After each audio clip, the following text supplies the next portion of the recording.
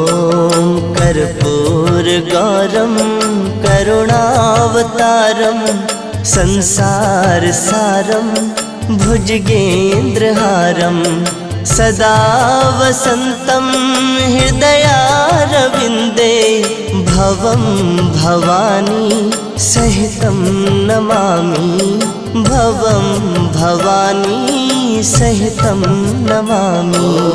कर्पूरगौरं करुणावतारं संसारसारं